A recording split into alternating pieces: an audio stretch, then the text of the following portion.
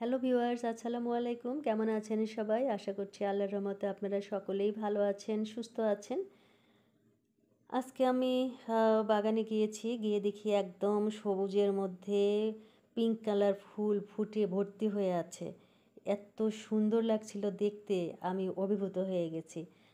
পরে চট করে মোবাইল নিয়ে গিয়ে আবার এই ভিডিওটি করি, যেটা আপনাদের সঙ্গে আমি শেয়ার করছি।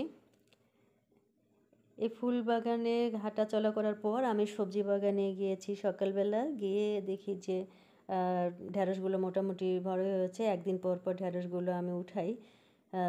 প্রায় হাফ কেজি, 500-600 গ্রাম পর্যন্ত হয়।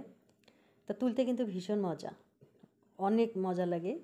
যেহেতু নিজেই এগুলো গাড়ছি, নিজেই পরিচর্যা করেছি, নিজেই আবার তুলে খাচ্ছি। হ্যাঁ, খুবই মজার। তারপর তো আপনাদেরকে বলেছিলাম আমার আরও অনেকগুলো ফুলের গাছ আছে, চারা কেনা আছে। সেগুলো আজকে যে ভ্যানে করে নিয়ে আসা হলো। এগুলো আনার পর আমি আজকে প্ল্যান করেছি যে লেবু যেহেতু অনেকগুলো আছে, আমি লেবুর আরেকটা ধরনের আচার তৈরি করব আজকে। তা আমি এটা ব্লেন্ডারে ব্লেন্ড করে এই আচারটা করেছি। আমার কাছে খুবই মজা লেগেছে। এটাকে কোনো তেল দেওয়া হয়নি, তেল ছাড়া এটা আচার। তো আমি মনে করি যে আপনাদের পুরো প্রসেসটা শেয়ার করি। সর্বপ্রথম আমি লেবুর কয়েকটা 8-10টা লেবু নিয়ে পানি বয়েল করে একটু লবণ দিয়ে আধা ঘন্টার মধ্যে মতো এটা রেখে দিয়েছি।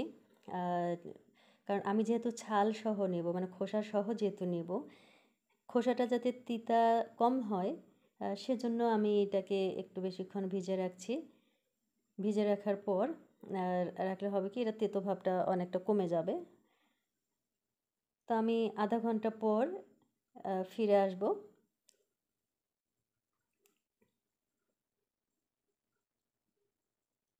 আধা ঘন্টা পর দেখলাম, হাত দিয়ে পানি নেড়ে দেখছি যে পুরো পানি ঠান্ডা হয়ে গেছে, আর কোনো গরমের ভাবটা নেই। আর লেবুগুলো দেখুন কত পরিষ্কার হয়েছে লবণটা দেওয়ার কারণে।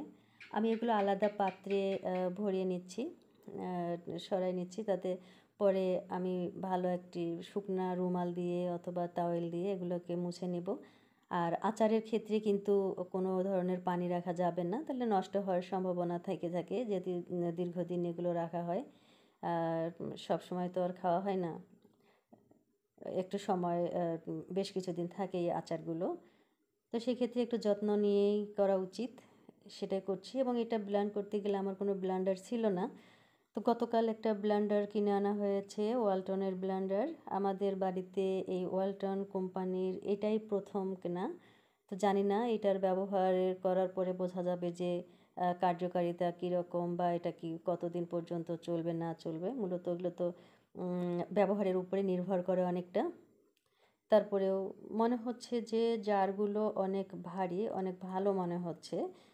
তবে ঢাকনাটা একটু তুলনামূলক জারের থেকে হালকা, ওর ভিতরে কোনো রাবার জাতীয় কিছু নেই, এইটাই। তো লেবুগুলো ভালো করে মুছে নিয়ে বটি দিয়ে আমি এগুলো ছোট ছোট কিউব করে কেটে নিয়েছি। লেবু কাটার সময় লেবুর মাঝে যে সাদা শির থাকে সেটা ফেলে দিয়েছি, এবং বীজগুলো ফেলে দিয়ে ছোট ছোট করে কেটে নিয়েছি যাতে আমার ব্লেন্ড করতে সুবিধা হয়।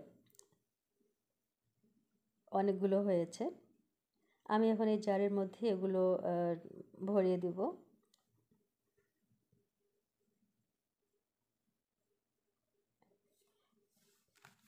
এখন এটা এমনভাবে ব্লেন্ড করতে হবে যাতে একটু দানা দানা ভাব থাকে। একেবারে মিহি করার কোনো দরকার নেই, মিহি করব না, কারণ এটাই মজা লাগবে। কারণ এটা যখন একটু দাঁতের নিচে পড়বে তখন মানে টেস্টটাই আলাদা হয়ে যাবে। অনেক মজার একটা জিনিস, আপনারাও এভাবে করতে পারেন। তো আমার এখানে 1 চার হওয়ার পরে আর একটু বেশি হয়েছে, এটা দ্বিতীয়বার আবার দিতে হবে।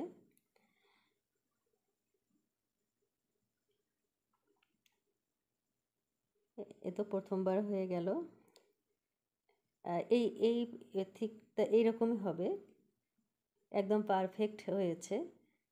আমি এর থেকে কম করব না, আর এর থেকে বেশিও আমার দরকার নেই। একদম সুন্দরভাবে হয়ে গেছে। বাকিগুলো আমি করে নিয়েছি, সবগুলো মিলে বেশ অনেকগুলো। এখন আমি এটাতে প্রয়োজনীয় মশলাগুলো দিয়ে দিব। এখানে বেশি মশলার দরকার হয় না, 4-5টা ইনগ্রেডিয়েন্টস হলেই হয়ে যায়। আমি দিচ্ছি হচ্ছে লাল মরিচের গুঁড়া 1 টেবিল চামচ, এটা আপনারা কম বেশি করে নিতে পারেন। তারপর দিলাম হচ্ছে পাঁচফোড়নের গুঁড়া। এই পাঁচফোড়নটা আমি খোলায় ভেজে নিয়ে আদা ভাঙ্গা করে বেটে নিয়েছি শিলপাটায়।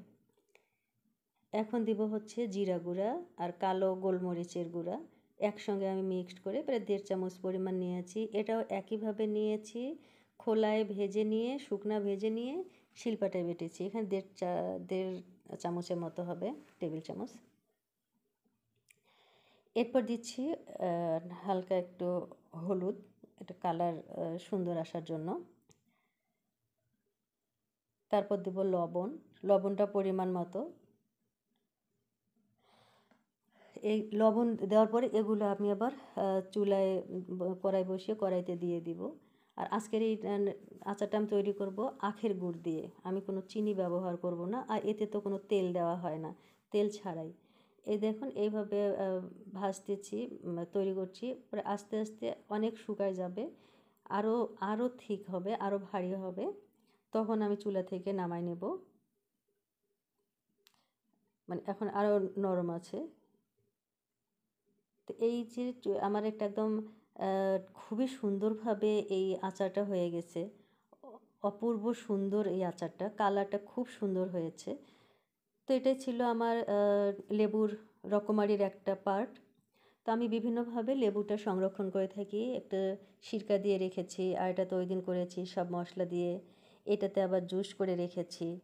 হ্যাঁ, বিভিন্নভাবে মানে লেবুগুলো কীভাবে বিভিন্নভাবে এটাকে সংরক্ষণ করা যায়।